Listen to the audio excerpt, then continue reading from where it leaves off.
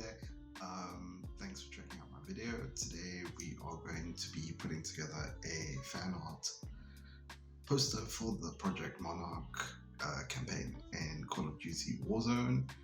I grabbed some assets from a Talent House brief that they published. So it's got some cool assets and a mood board, so I thought I'd follow it, but unfortunately, being a pretty poor illustrator, I was unable to follow the brief exactly, so I thought I'd put my own spin on it, and I'll be talking you through exactly what I did, and yeah, kind of guiding you through my process and seeing where we end up. So please subscribe or drop a like or some feedback, and yeah, let's go.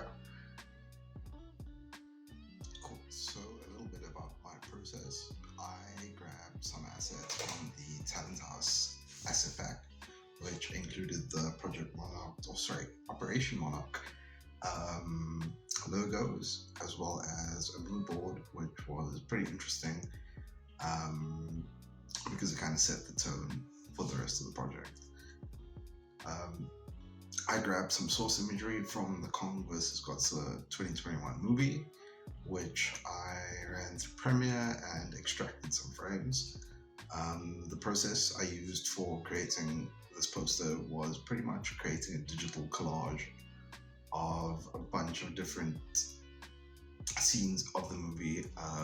In total, I extracted about 50 different frames, but only ended up using about 3 or 4 of them, as well as a bunch of just random lighting and scenery effects, as well as a bunch of dust and smoke. I also painted in some glows and added a few Warzone characters. Not really playing the game, I couldn't really tell you all that much about them, but let's check it out. The first thing I did was grab a few different images and lay them out on the canvas just randomly, trying to see what worked. I didn't bother deep etching or anything. I just sort of played with opacity and blending modes to kind of get an idea of what the image would look like. Excuse me. Once I found something that I was happy with, I then proceeded to deep etch.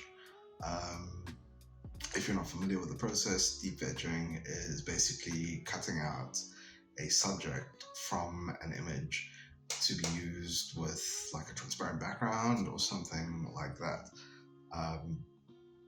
So I used an image of King Kong, an image of Godzilla, and one of Mechagodzilla, which turned out to be pretty interesting. I used 2 different methods, one just straight up using the eraser and brushing away what I didn't want, and for finer detail I grabbed the pen tool and just basically traced it out and deleted the background. Once we got rid of the background, it was easier to sort of play with the composition of the picture and find a better layout and finalize that. I also found that the scene looked a little flat without any imagery in the very background, so I grabbed some clouds and I just sort of played with the lighting. It wasn't anything hectic. I spent about an hour and a half on this project. So let's check that out. So I think that looks pretty cool. We've got Godzilla approaching King Kong with Mechagodzilla in the background, sort of staring at them menacingly. Looks pretty cool, but sort of also plays in with the story of the movie, where the 2 titans basically teamed up to beat this monster.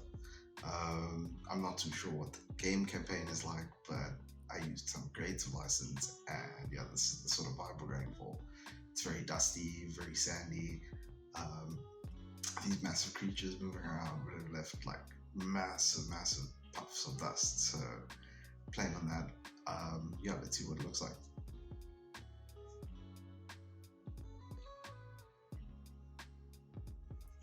So now that we've got a pretty decent looking poster coming together, I noticed that the top left-hand corner looks a little empty, so I'm going to use some smoke to sort of add to it so it doesn't look as hard and as empty as it currently does. But in also doing that, I'm going to make it blue so that it sort of adds a bit of contrast to the image. It's looking very warm at the moment because there's a lot of reds and orange and yellows. So it'll just be a little easier on the eye, but it'll also make the image pop a little more. It also sort of plays into the whole good versus evil thing with the Titans. So let's see what that looks like.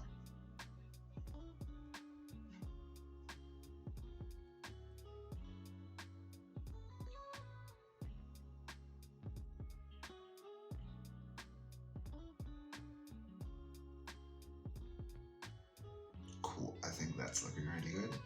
So let's add some smaller details just to sort of make it pop a little more. So let's start with the eye for Godzilla, and it'll just sort of add to the illusion that he's closer to the camera than the rest of the subjects. So the reason we're doing all this is to create a background for some Black Ops operatives, the game characters, and we want to sort of create some depth. So having put in a lot of detail in the background, it'll just give it a better end result. So let's get to that. Now that we've got the background sorted, let's find something to fill the foreground. I found these pretty interesting game characters on a press release for the Kong versus Godzilla operation. So basically what I'm going to do is remove the watermark using content aware and just basically deep etching them with a pen tool. Handy little trick, especially on dark images like this. If you push Ctrl L and use your levels to brighten the image, it makes finding the edges of the subjects a little easier.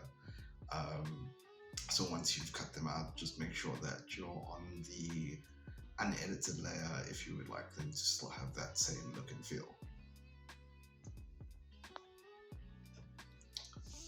I'm really, really happy with that, and I think all we need to do is sort of color grade them a little bit so that they don't stand out too much from the rest of the design, and add a little bit of a dark overlay so that the background imagery sort of seems like it's in the background. And basically we don't want to blow out the white operation text of Operation Monarch, so the shadow sort of helps with that. It sort of differentiates it from the white in the uniforms of the characters. So I completely forgot to record the last bit of the project, but I basically threw in some elements that sort of mimicked the feel of the M in Operation Monarch, as well as some lighting effect, but these are just small details. And if you'd like to see a more in-depth video, please leave a comment. But thank you for checking out this passion project, and catch you in the next one.